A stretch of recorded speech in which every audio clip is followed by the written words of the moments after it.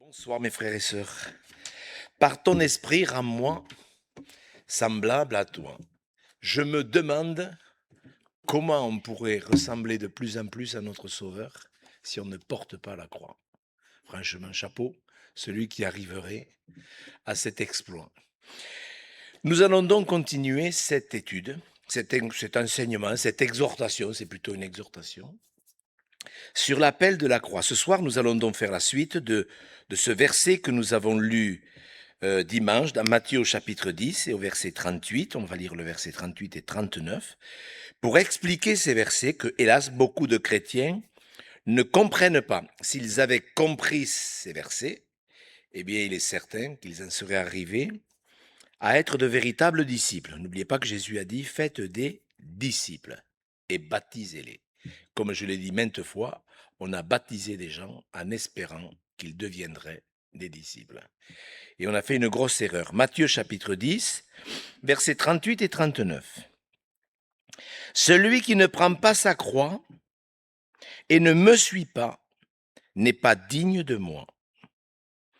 Celui qui conservera sa vie la perdra. Et celui qui perdra sa vie à cause de moi la retrouvera. Nous allons partager ce verset ce soir, mais avant, justement, voir d'autres versets, par exemple dans Jérémie au chapitre 2. Vous avez remarqué dans l'Ancien Testament le nombre de textes, le nombre de fois où Jésus fait des reproches aux serviteurs de Dieu. C'est quelque chose d'impressionnant.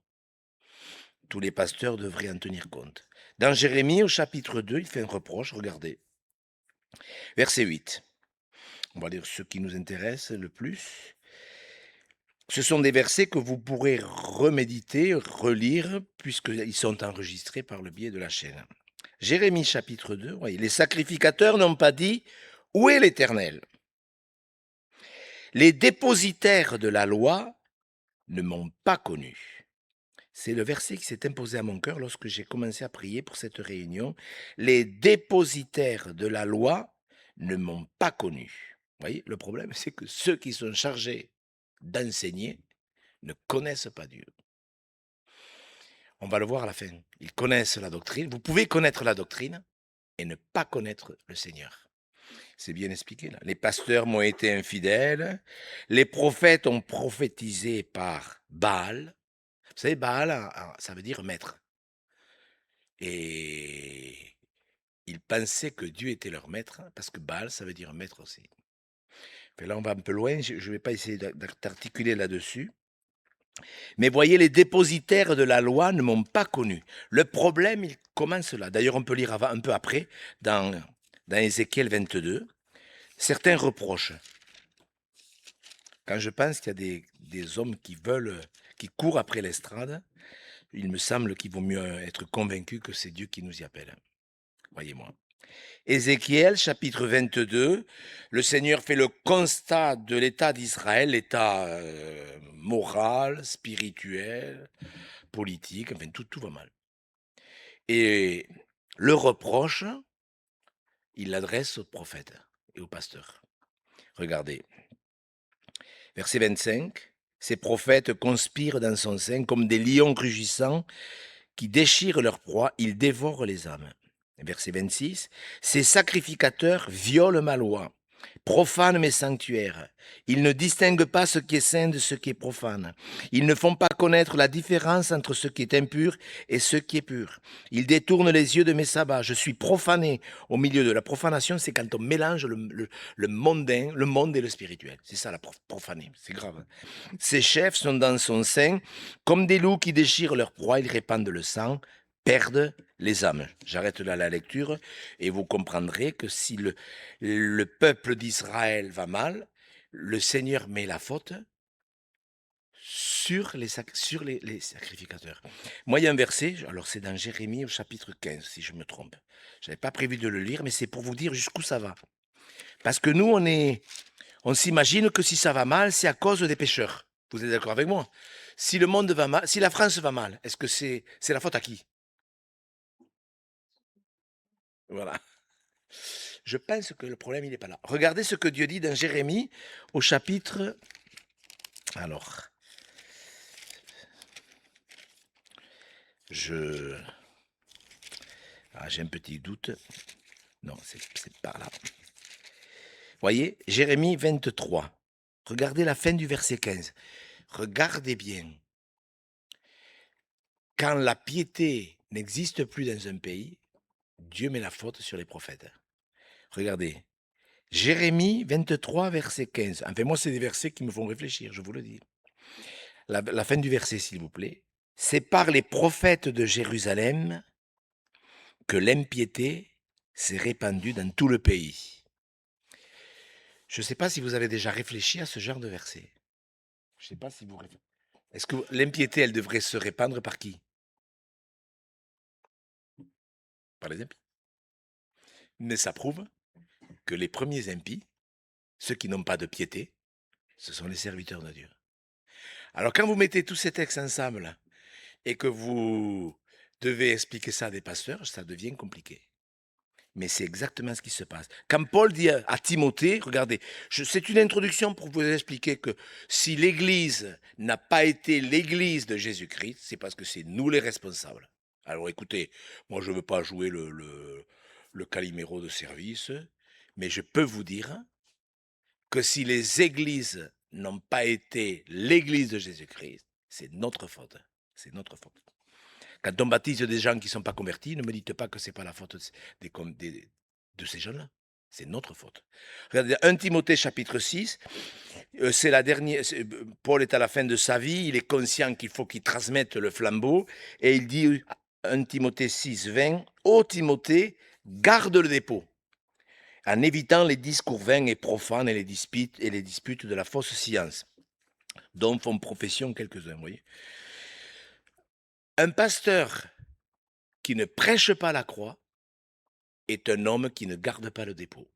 Le dépôt, c'est toute cette foi qui est contenue dans les Écritures et que l'on devrait transmettre aux saints une fois pour toutes, d'une manière sérieuse.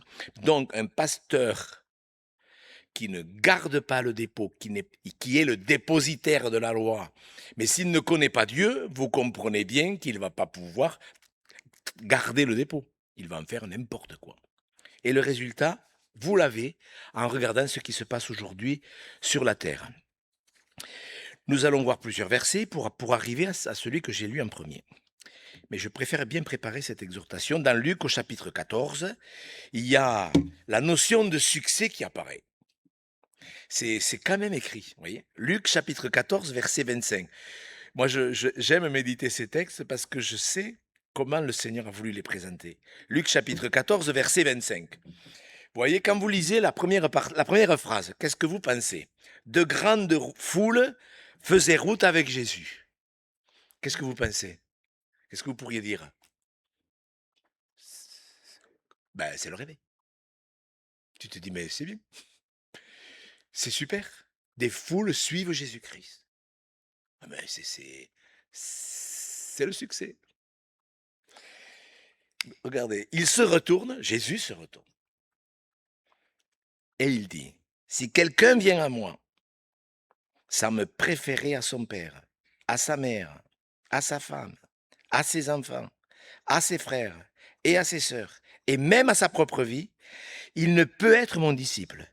Quiconque ne porte pas sa croix et ne me suit pas ne peut être mon disciple. Je me souviens de cette femme qui avait fait une expérience avec Dieu formidable. Elle était venue, elle avait été bénie, guérie, et son mari l'avait abandonnée. Elle avait fait des expériences magnifiques.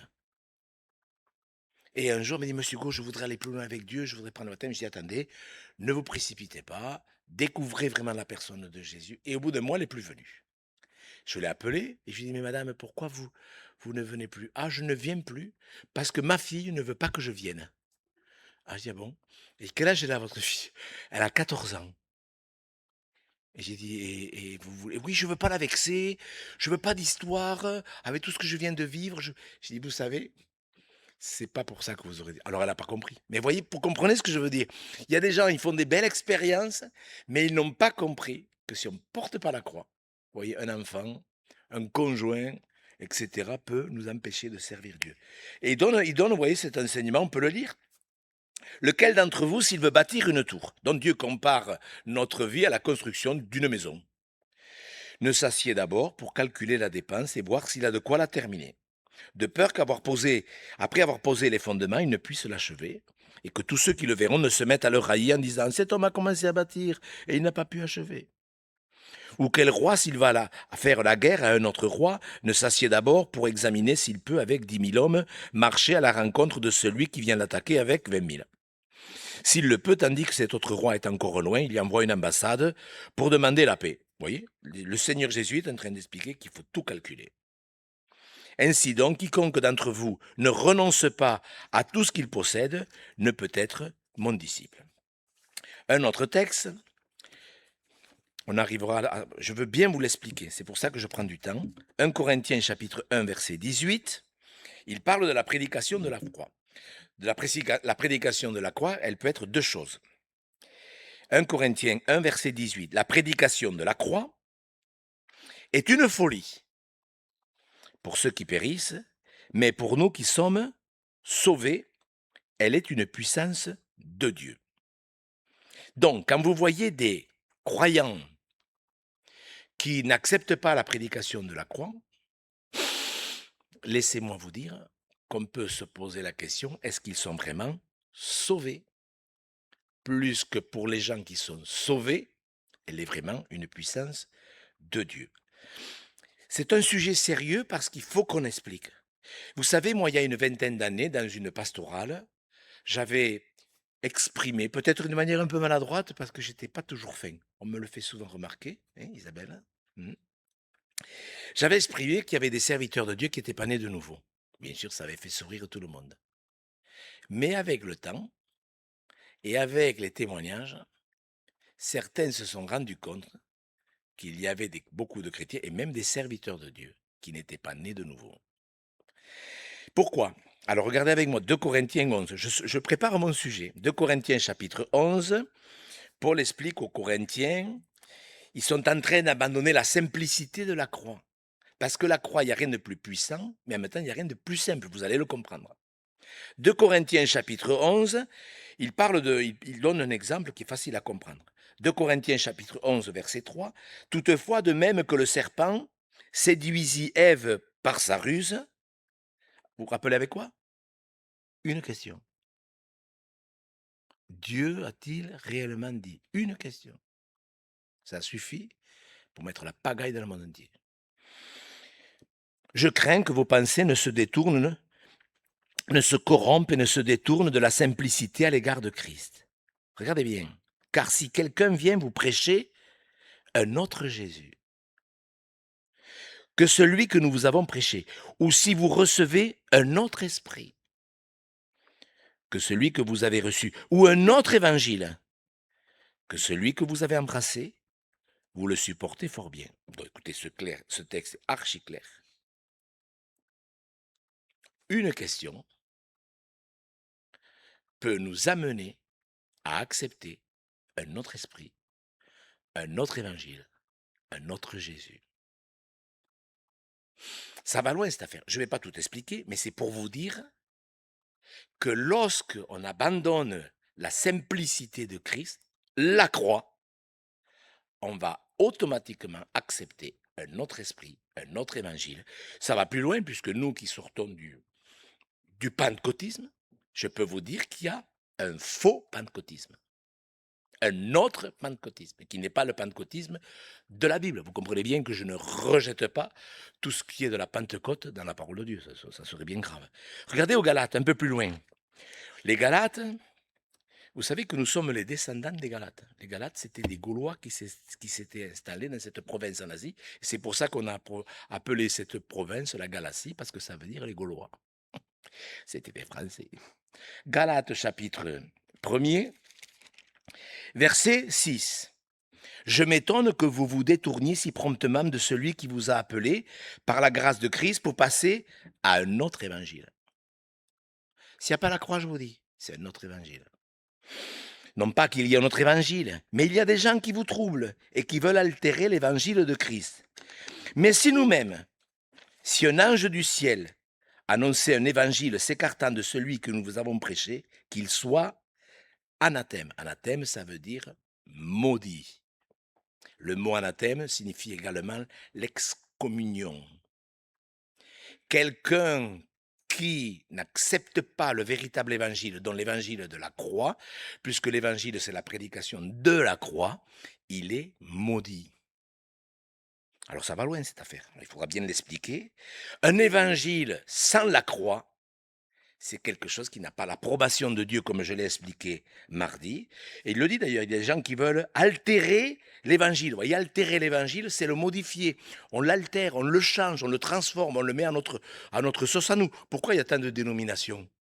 Parce que chaque dénomination présente l'évangile à sa façon. Vous voyez, comme j'ai souvent parlé, pour faire simple, vous voyez, de l'armée du salut. Quand vous regardez comment le général William Booth a mis en place l'armée du salut, au départ, c'était super bien. Il avait à cœur de faire plein d'œuvres.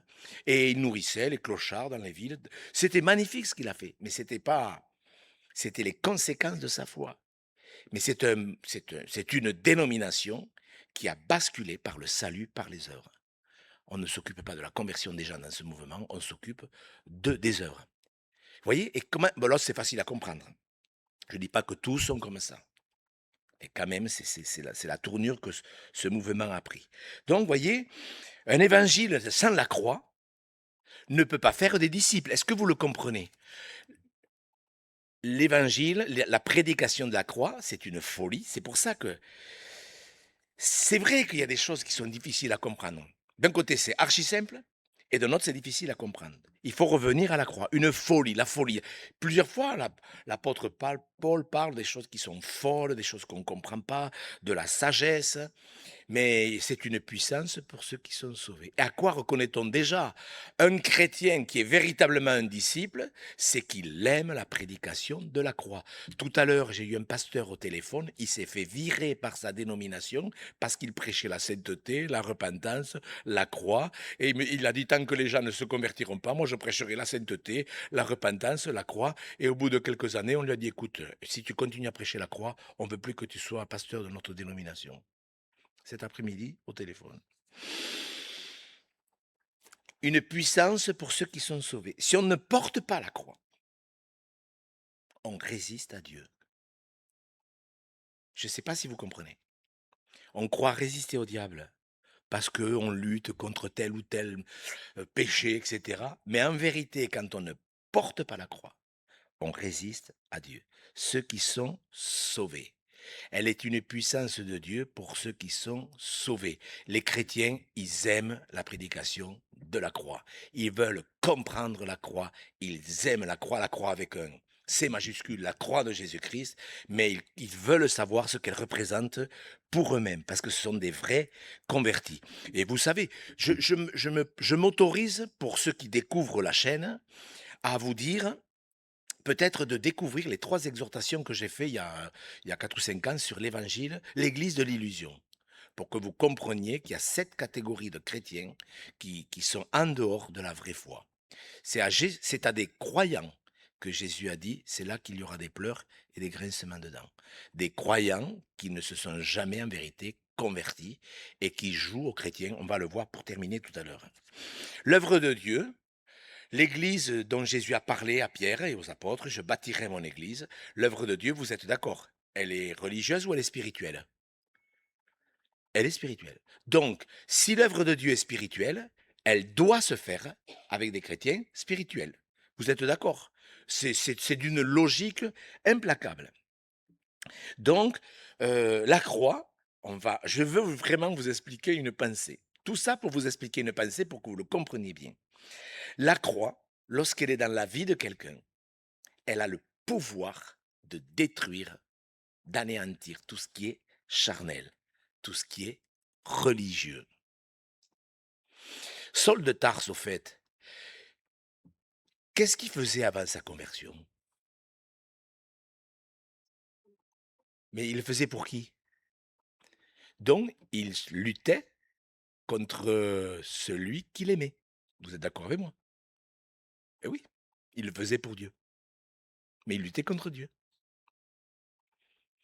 Et quand la révélation de Jésus-Christ est venue dans sa vie, il a changé son fusil d'épaule. Je vous pose une question pour introduire un peu mieux la pensée de tout à l'heure. Quand vous avez pris le baptême, vous vous en souvenez? Il y a longtemps, pour certains? Ouais. Vous vous souvenez, sûr, c'était un beau jour quand même, hein, le jour où on donne son cœur au Seigneur. Est-ce qu'on avait tout compris? Non. C'est comme le jour où on s'est marié, on ne savait pas tout sur ce qu'est le mariage. Vous êtes d'accord? Mais on aimait son conjoint et on voulait faire quelque chose ensemble. Le baptême, c'est un peu pareil, on ne comprend pas tout, c'est biblique. Mais je pense qu'il y a au moins une chose qu'on devrait comprendre quand on prend le baptême, c'est qu'on choisit de faire sa volonté. Vous êtes d'accord? Quelqu'un qui prend le baptême, il a compris que Jésus-Christ est mort pour lui, il est son sauveur et il veut que Jésus devienne vraiment son Seigneur. On m'a posé plusieurs fois la question, est-ce que les gens qui n'ont accepté Jésus que comme sauveur peuvent prendre le baptême? Et au fur et à mesure qu'ils vont découvrir, Jésus deviendra leur Seigneur. Qu'est-ce que vous en pensez? Moi, je l'ai entendu ça, des pasteurs disent: «Écoutez, il s'agit qu'il ait accepté Jésus comme sauveur, après, ça suivra». Moi, je crois quand même qu'il faut quand même être sérieux et il faut quand même avoir commencé à accepter Jésus comme Seigneur pour le suivre. Porter sa croix, je l'ai dit dimanche, ça signifie que je ne fais pas ce que je veux.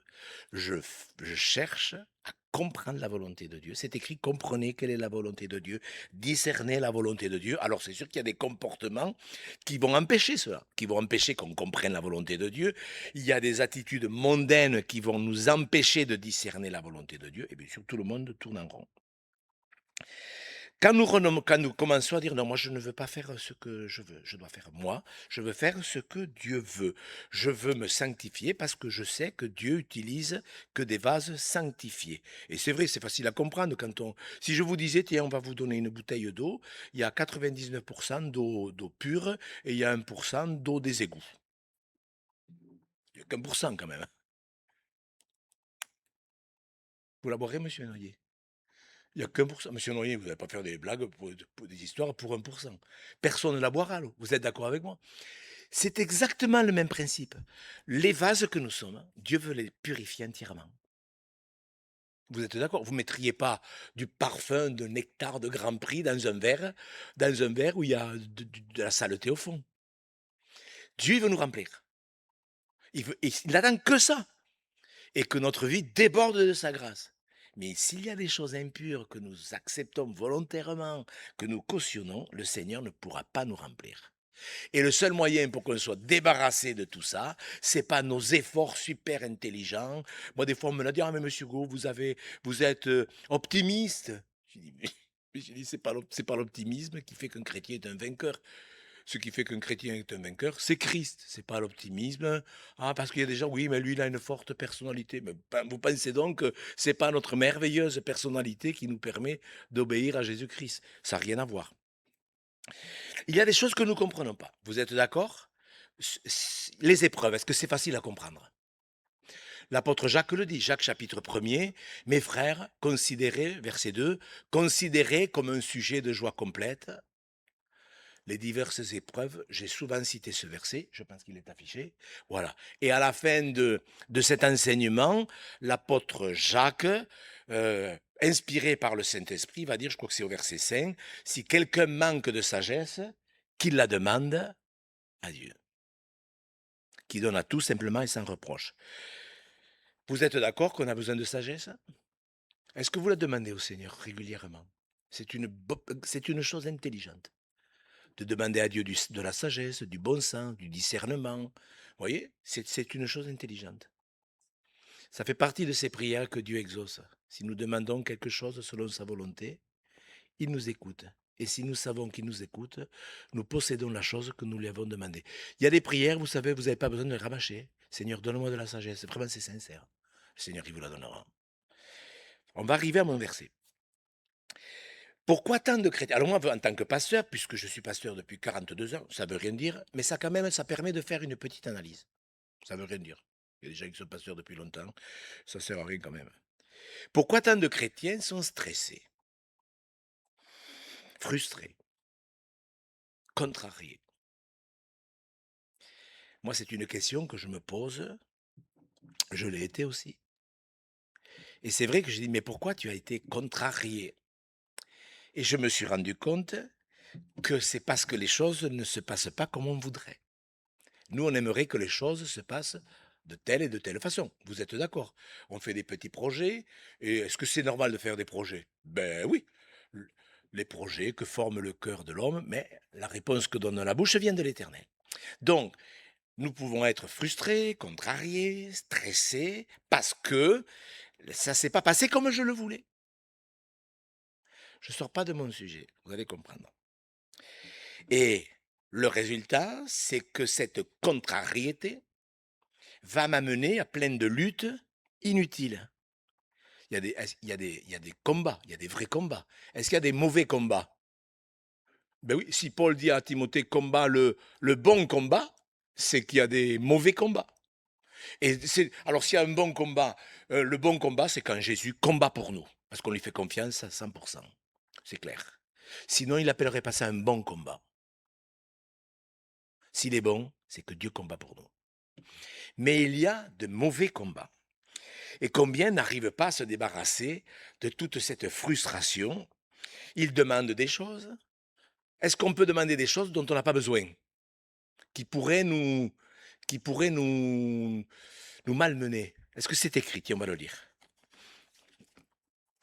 Parce que des fois, j'explique des choses, mais je cite pas les versets. Je paraphrase les versets. Et il y a des gens qui se permettent de dire: «Oui, mais monsieur Hugo, c'est pas vrai». Puis je dis: «Mais quand même, c'est écrit dans la Bible». «Ah bon, oui, vous avez raison». Je vous dis ça pourquoi? Parce que c'est la preuve que les gens ne après quand on est ignorant, on est ignorant. Mais quand on a 30 ans de conversion, on sait très bien qu'on peut demander des choses dont on n'a pas besoin. Vous êtes d'accord? Quand on veut porter la croix, il faut comprendre ces choses. Parce qu'il y a de la folie. La prédication, c'est une folie pour ceux qui périssent, mais c'est une sagesse de Dieu. Et il faut bien comprendre pourquoi des gens n'arrivent pas à porter la croix. Parce qu'ils sont frustrés. Ils sont frustrés parce que Dieu n'a pas fait ce qu'il voulait. Regardez, d'où viennent les luttes, d'où viennent les querelles parmi vous? N'est-ce pas de vos passions qui combattent dans vos membres? Vous convoitez et vous ne possédez pas. Vous êtes meurtrier et envieux et vous ne pouvez pas obtenir. Et vous avez des querelles et des luttes et vous ne possédez pas parce que vous ne demandez pas. Puis, vous voyez, il reprend. Vous demandez et vous ne recevez pas parce que vous demandez mal dans le but de satisfaire vos passions. Donc, vous voyez, ces frustrations, alors c'est pas, il n'y a pas le mot frustré qui, mais c'est pareil. Cette frustration, cette contrariété, je ne comprends pas, j'ai des luttes, je demande, mais bien sûr, si on demande des choses qui pourraient être contraires à notre marche avec Dieu. Et quand quelqu'un porte la croix, il est délivré de tout ça. Voyez, celui qui veut être ami du monde se rend ennemi de Dieu, il appelle ça de l'adultère. L'adultère, c'est... Vous savez, moi j'ai compris avec ce qui nous est arrivé là, cette confiance à 100%. Dieu attend que ça. Mais c'est pas possible sans la croix.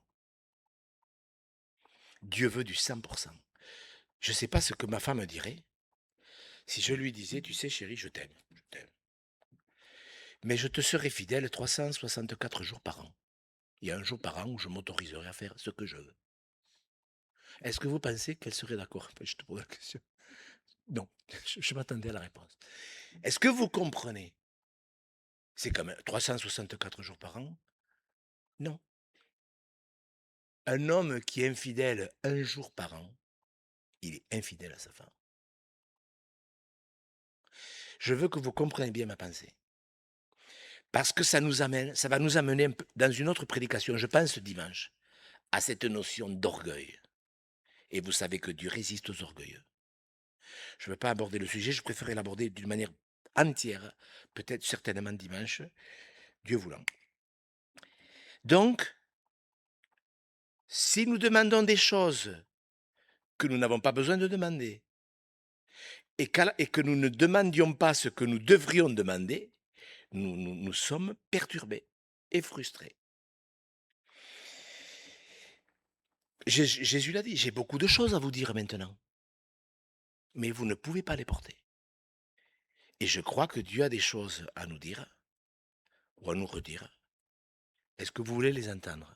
Ou est-ce que vous ne voulez entendre que ce que vous avez envie d'entendre? Cette frustration, ces luttes, ces combats, c'est clair, c'est écrit. C'est un manque de sagesse.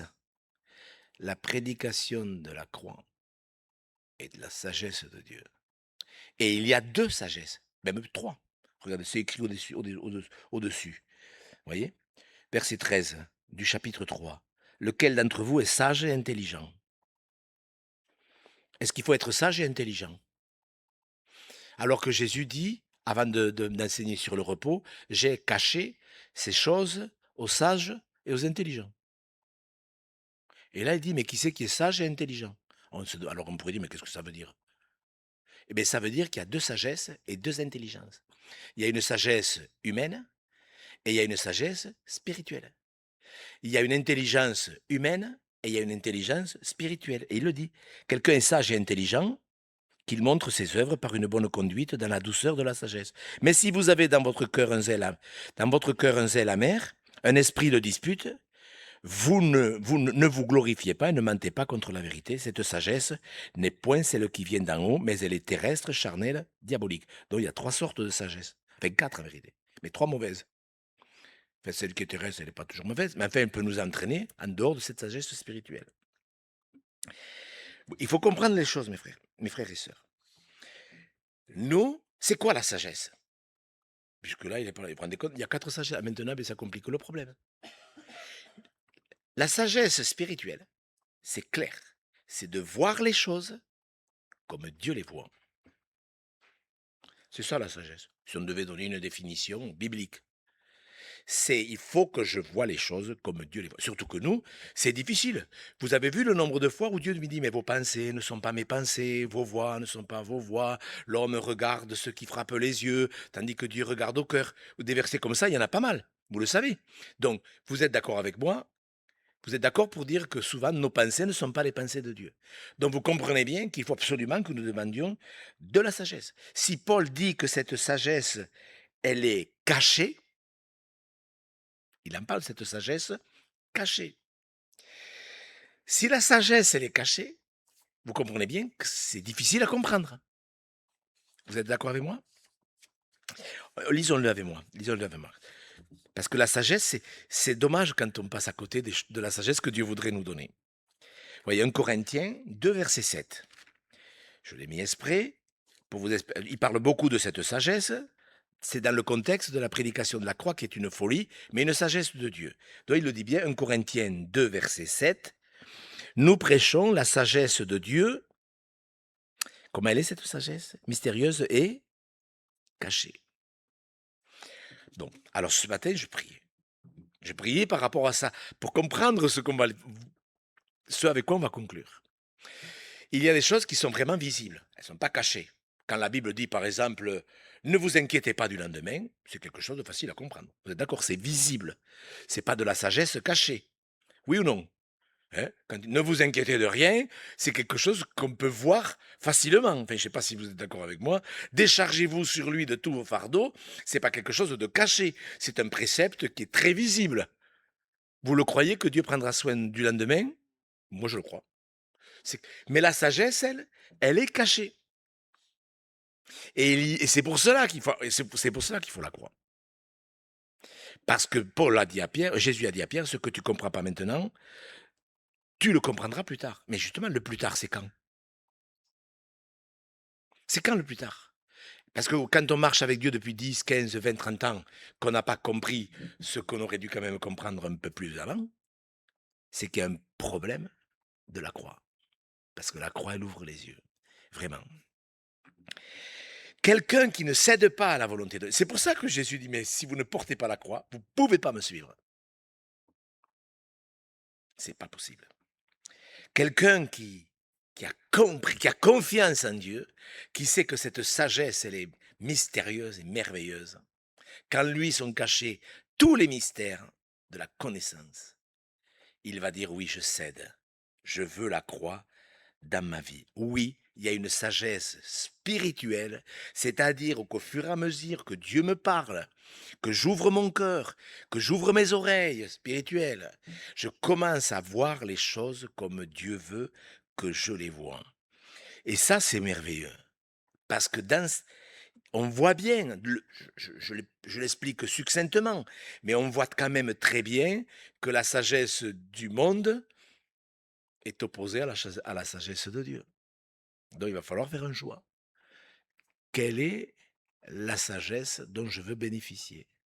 Parce que quand un chrétien rejette la croix, laissez-moi vous dire qu'il n'a pas accepté la sagesse de Dieu. Croyez-moi. Il le dit, je l'ai dit tout à l'heure, quand Jésus dit: «Mais je te loue, Père, Seigneur du ciel et de la terre, de ce que tu as caché ces choses aux sages et aux intelligents et de ce que tu les as révélées aux enfants». Vous voyez? Il y a une sagesse, une intelligence vraiment diabolique.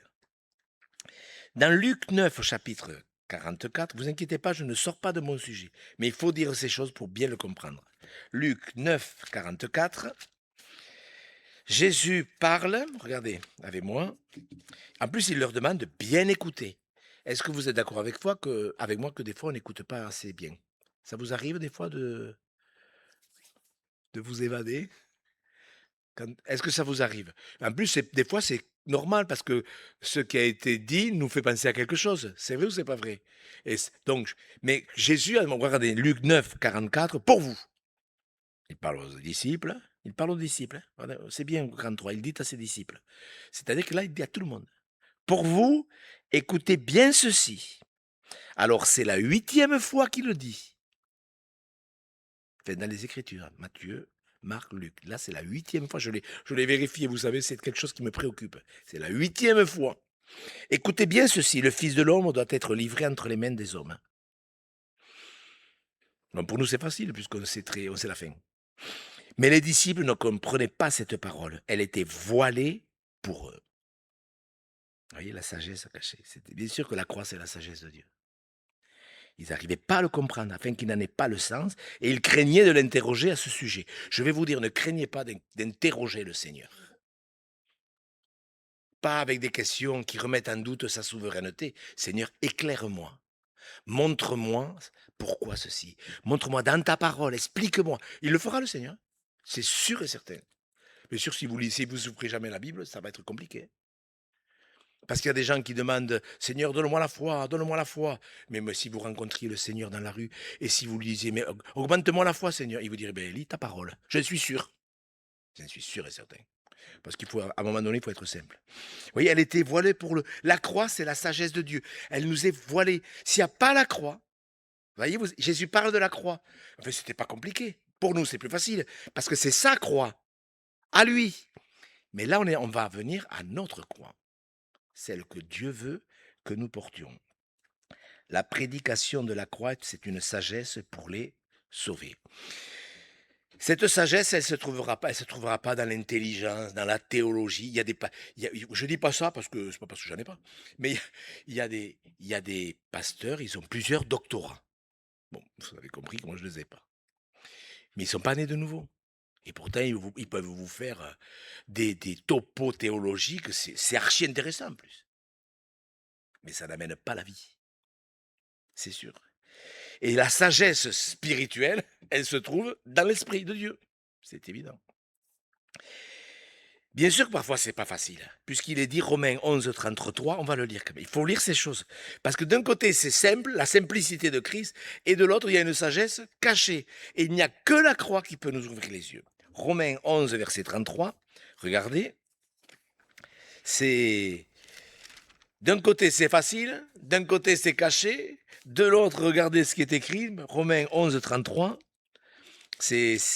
Mais bon, c'est comme ça. Aux profondeurs de la richesse, de la sagesse et de la science de Dieu, que tes jugements sont insondables et tes voies incompréhensibles. Vous voyez, on pourrait dire, mais monsieur Gauss, ce que vous dites, c'est paradoxal. D'un côté, c'est simple, d'un côté, c'est facile, les voies de Dieu sont insondables, incompréhensibles.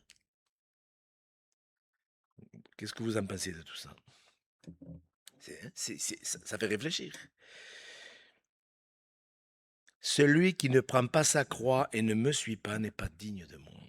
Celui qui trouvera sa vie la perdra, et celui qui perdra sa vie à cause de moi la trouvera.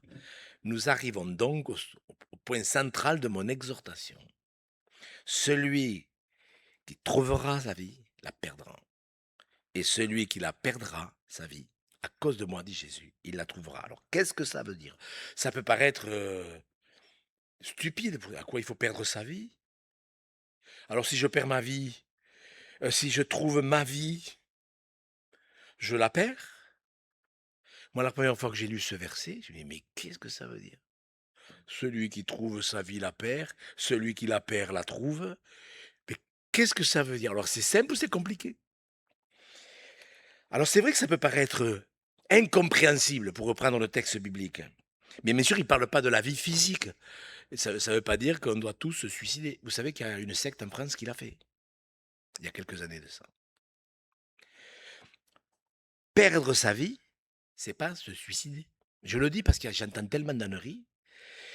C'est pas le problème physique, c'est pas la vie physique, c'est le moi, ma vie, le moi, la chair. La confiance que j'ai en moi. Parce que vous savez, on a tellement culpabilisé les gens. Il te faut prier davantage. Ça, c'est la chair. On amène les gens à avoir confiance en leurs efforts, en eux-mêmes. Il te faut faire davantage. Il te faut prier davantage. Il te faut aller à toutes les réunions, etc., etc. Il te faut de l'assurance, mais de l'assurance dans mes prières, de l'assurance dans ma force à moi, je suis fort. Alors, vous voyez, on interprète n'importe quoi. Vous voyez, moi, je fais des efforts, mais il ne faut pas se confier dans ces efforts. Je me souviens de cette chrétienne, elle était toujours triste. Et un jour, j'avais prêché 6 fois de suite, je me rappelle. 6 jeudis après-midi de suite sur ne vous inquiétez de rien. Et j'avais expliqué cette pensée. Elle me disait, moi, vous savez, monsieur Gou, le matin, quand je prie le matin, si vous saviez comment ça me fait du bien. Et puis je m'en vais au travail, dans la voiture, je commence à m'inquiéter parce que ma chef de service, elle me fait la tête, et tatati, et tatata. J'ai dit, mais ma soeur, vous ne faites pas confiance à Dieu. Vous faites confiance à votre prière. Parce que quand on fait confiance à Dieu, on ne fait pas confiance à Dieu quand on prie. On fait confiance à Dieu quand on prie et quand on ne prie pas. Est-ce que vous comprenez? C'est ça, celui qui trouvera sa vie la perdra. C'est-à-dire, je cherche dans ma vie les forces. Je veux par ma propre force y arriver. Et cette femme, je dis, mais il vous faut arrêter. Faites confiance à Dieu quand vous priez et faites confiance à Dieu pour tout le reste. Et ça faisait des années que ça durait. Des années. Et le lendemain, elle a prié. Et quand elle est partie dans sa voiture, elle dit, Seigneur, je te fais confiance maintenant. Je ne prie pas, je roule, mais je te fais confiance. Et elle m'a raconté, elle est arrivée au travail, la chef de service, qui ne pouvait pas l'encadrer, l'attendait avec le café, les gâteaux, et madame un tel, elle m'a dit, j'ai compris, monsieur Gon. Oui, celui qui trouvera sa vie la perdra. Si vous voulez trouver dans votre vie, dans votre religion, dans votre religiosité, dans vos efforts, en vous-même, dans votre chair, si vous voulez trouver la vie que Dieu seul peut vous donner, eh bien vous la perdrez. C'est ça que ça veut dire. Et c'est ça le moi, c'est la confiance en soi. Bien sûr il faut faire des efforts, mais il ne faut pas faire des efforts dans ses prières. Il faut faire des efforts pour faire confiance à Dieu à 100%. C'est ça, mes frères et sœurs. Et combien de chrétiens se confient dans leurs efforts? Mais moi, je l'ai vu, tu devrais prier davantage. Et les gens, ils prient davantage. Et en plus, vous voyez, on les culpabilise avec ça. Pas une question de prier davantage. Il faut que Christ soit notre vie, que l'on prie ou qu'on ne le prie pas. C'est toute notre vie. Et lorsque vous portez votre croix, c'est le Saint-Esprit qui agit. Ce n'est plus vous qui, avec vos efforts, même s'il faut faire des efforts, je répète, pour faire confiance à Dieu, mais on ne fait pas confiance à ses efforts. La croix, c'est le Seigneur Jésus-Christ qui agit. C'est toi qui agis, Seigneur. Ce n'est plus moi qui vis, c'est Christ qui vit en moi. C'est ça. Celui qui la perdra, oui, je vais perdre ma confiance en moi. Et dans les églises, souvent, on pousse les gens à entrer dans leur destinée. Il faut que vous soyez positifs. On amène les gens à se confier dans leurs efforts. Et il faut faire davantage, il faut faire davantage. Tout ça, c'est la chair. Et c'est exactement pour ça que tant de chrétiens sont frustrés, contrariés, stressés, et c'est quand même dommage. Lorsque vous portez la croix, vous faites confiance à Jésus-Christ. Point barre. Pas le matin quand vous priez ou parce que vous allez à l'église, vous faites confiance à Dieu tout le temps, parce que la croix, elle a le pouvoir de transformer toute chose. C'est magnifique la croix. C'est pour ça que celui qui perdra sa vie, il la trouvera. Et moi je comprends pourquoi il faut un peu de sagesse. Parce que c'est quand même stupide. Ouais, j'utilise ce mot, il est biblique. Et c'est quand même stupide de ne pas comprendre ça. C'est dommage. Non, un chrétien qui a confiance en Dieu, s'il veut prier un peu plus, il prie un peu plus. Ça vous arrive, vous, de prier? Vous priez toujours avec la montre? Bon, moi, je prie un quart d'heure le matin. On m'a dit de prier un quart d'heure. Je prie un quart d'heure. Je prie un quart d'heure, je mets la montre. Je commence à prier. Je rends la montre, bien sûr, parce que ça passe pas assez vite. Sérieusement. Celui qui trouvera sa vie la perdra. Ouais. Il la perdra. Il y a des gens, ils sont comme ça. Mais j'espère qu'il te faut jeûner davantage. Hein. Moi, j'ai jeûné 3 jours. Hein, et j'ai été délivré de la clope. Hein. Mais ça veut dire quoi, ça? Que la personne, elle ait fait une expérience, c'est bien. Mais quand on commence à dire aux gens qu'elle aura la victoire, pas si elle jeûne 3 jours. Mais ça commence à devenir le salut par les œuvres. Réfléchissez-y. Si on a à cœur de jeûner, on jeûne.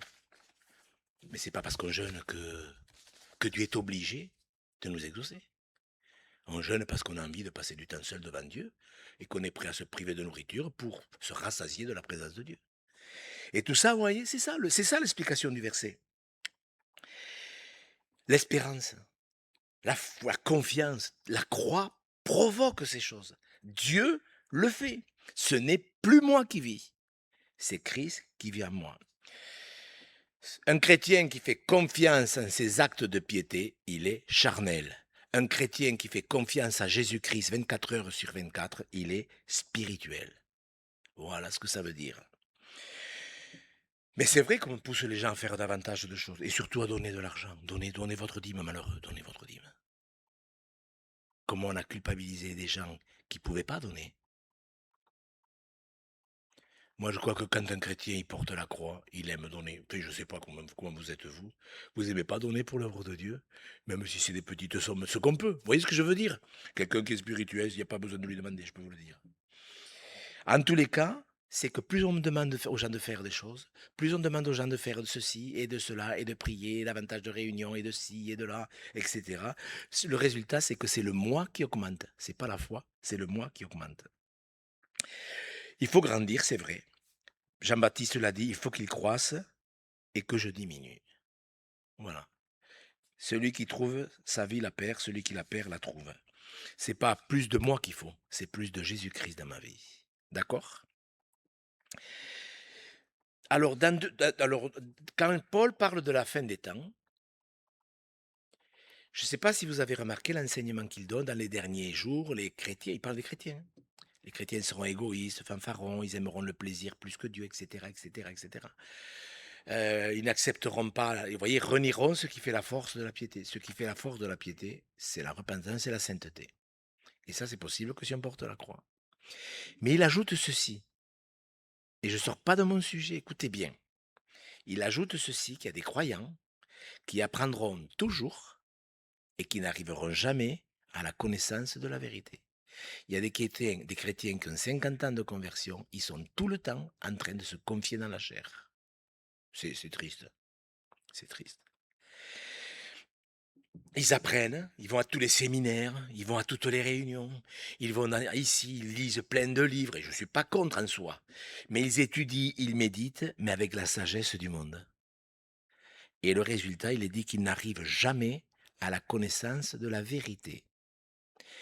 Je vous ferai remarquer que la vérité, c'est pas une méthode.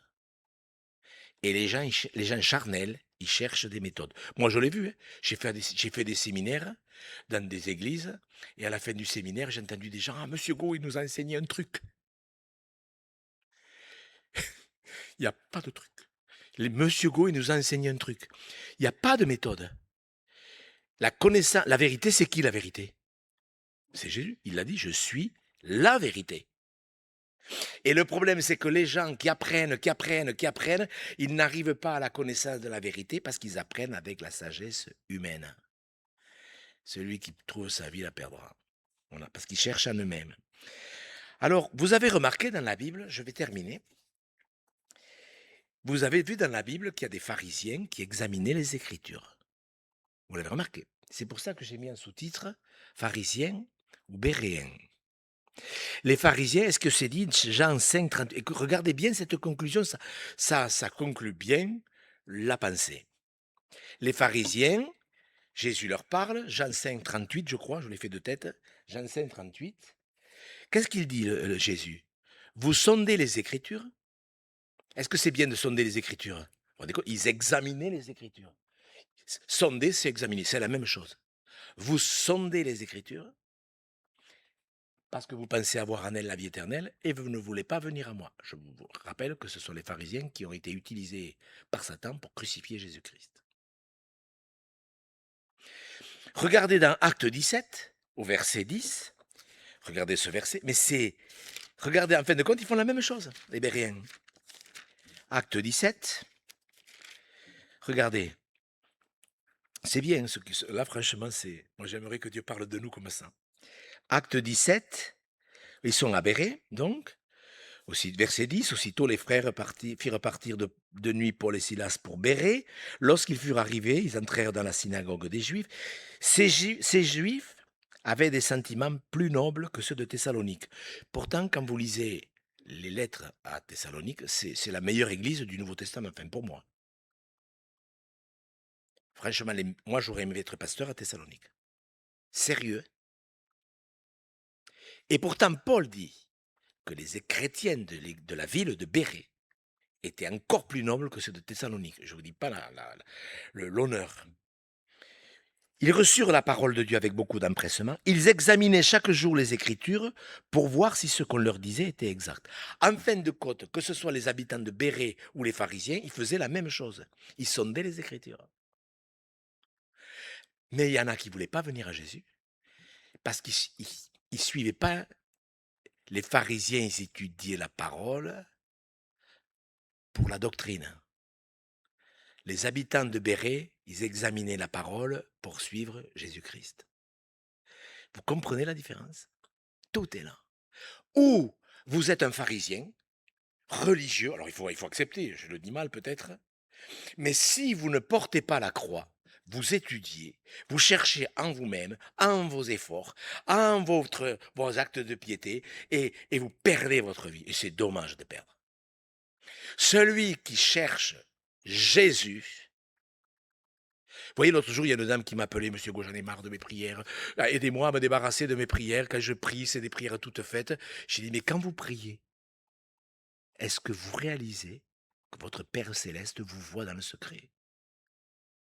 Franchement, si on réalisait vraiment chaque fois qu'on prie, que notre Père Céleste, il est là, qu'on soit à l'église ou à la maison, moi je veux vous dire que les prières toutes faites, vous allez vite vous en débarrasser. Ah, elle me dit, mais vous avez raison. Mais vous voyez, elle priait pour prier. Elle priait parce que la doctrine biblique nous enseigne à prier. Et il faut prier. Mais vous priez pour prier, doctrinalement, ou vous priez pour parler à Jésus-Christ, au Sauveur de votre âme. Celui qui perdra sa vie la trouvera. Si vous ne vous appuyez pas sur vous-même, c'est que vous portez la croix. Si vous faites confiance à Dieu à 100%, Dieu vous honorera. C'est écrit, il vous sera fait selon votre foi. Jésus n'a pas dit une fois 98 ou 99%. Non, j'ai compris ça avec l'affaire de Leslie. C'est que la foi, elle est absolue. Ou tu as confiance en Dieu à 100%, ou tu n'as pas confiance en Dieu. Et celui qui porte la croix, il arrive à ce moment où il trouve les choses de Dieu parce qu'il ne suit pas une doctrine, il ne cherche pas une doctrine, bien qu'il faut la connaître la doctrine. Ne me faites pas dire ce que j'ai pas dit parce que je sais encore qu'on va me faire des reproches. Mais c'est pas grave, je suis habitué. Mais la sagesse cachée, c'est ça. C'est caché aux yeux des religieux. Mais les vrais disciples, ils demandent de la sagesse. Et je crois que si Dieu nous a amenés à ce sujet, parce que Lucas, Michael et moi, on a la même pensée depuis un moment, hein. Ça fait un moment qu'on a cette pensée et qu'on sentait qu'on devait la porter. Si Dieu nous a mis à cœur ce sujet, c'est parce qu'en France, il y a des milliers de gens qui veulent vraiment être des disciples. Et nous sommes, il n'y a, il y a pas trois catégories, hein, à part les pêcheurs, ou nous sommes des pharisiens, ou nous sommes des béréens, des hommes et des femmes qui veulent cette sagesse cachée. La sagesse cachée, c'est la prédication de la croix. C'est la croix. Que son nom soit béni, mes frères et sœurs. Nous, on est là, on prie pour rien. Il y a des gens, Monsieur Gros, ça fait 15 ans que je prie. Vous savez, à un moment donné, il faut accepter que Dieu nous parle. Paul, il a eu une écharde, il a prié parce qu'il était contrarié. L'infirmité l'empêchait de le servir, d'après lui. Et puis Dieu lui a dit, mais ma grâce te suffit. Et il a accepté toute sa vie cette écharde. Toute sa vie, il a cette infirmité. C'était la sagesse de Dieu. Est-ce que Dieu était sage en empêchant Paul de s'enorgueillir? Il faut se poser la question, est-ce que Dieu était sage? Il a handicapé Paul? Ouais, mais Paul, c'est normal, monsieur Gou. Vous vous rendez compte le ministère qu'il avait reçu, monsieur Paul, ça valait. Il fallait pas qu'il s'enorgueillisse. Mais si le salut de 2 ou 3 personnes dépend de notre témoignage, vous ne croyez pas que ça vaut peut-être pas la peine aussi qu'on ne s'enorgueillisse pas non plus?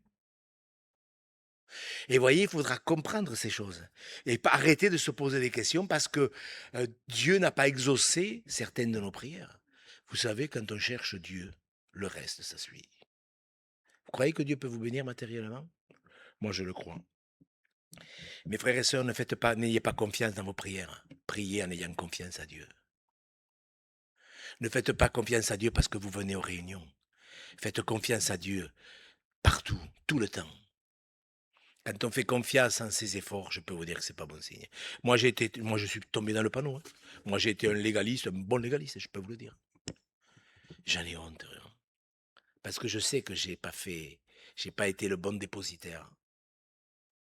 Mais aujourd'hui, on veut garder le bon dépôt et on veut le transmettre parce que Dieu vous aime et que Dieu n'abandonnera pas les fidèles. Vous savez, quand Jésus va revenir, il n'aura abandonné aucun de ses enfants. Moi, je connais beaucoup de femmes, je pense pas que toutes les femmes que je connais, j'en connais aucune qui abandonnerait leurs enfants. Hein. Dieu n'abandonne pas ses enfants. Et même si une femme le fait, la Bible dit que nous sommes gravés dans ses mains, qu'il ne le fera pas. Celui qui perdra sa vie, il la trouvera. J'espère que j'ai été clair. Vraiment. En tous les cas, une chose est sûre, la croix, c'est ça. Que le nom du Seigneur soit béni. Est-ce que vous êtes d'accord qu'on tous ensemble, on fasse une prière et qu'on lui demande de graver ces choses? C'est enregistré et nous avons tous la possibilité de le réentendre, de le réécouter pour bien comprendre ce verset. Celui qui gardera sa vie la perdra. Celui qui la perdra la trouvera. Que le nom du Seigneur soit béni. Prions ensemble, frères et sœurs. Seigneur Jésus, tu nous as parlé de ta croix.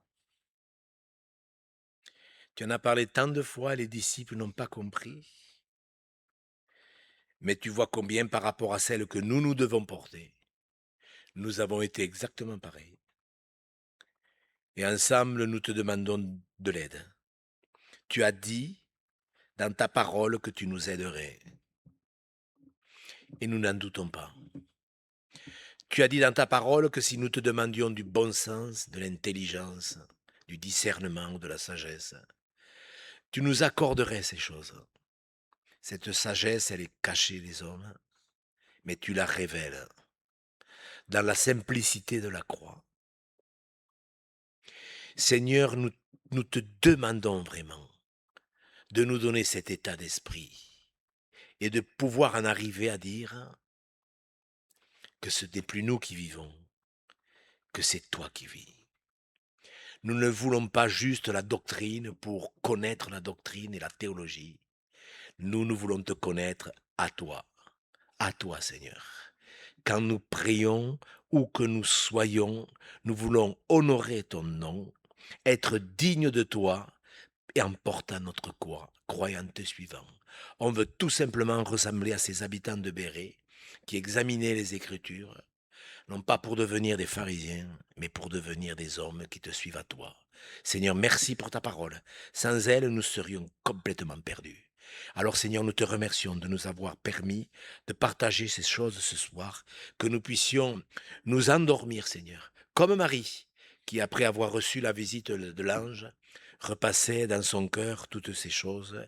Eh bien, nous aussi, Seigneur, nous voulons repasser ces choses dans notre cœur afin qu'elles puissent se graver et faire partie de notre vie. Oui, Jésus, tu es notre vie.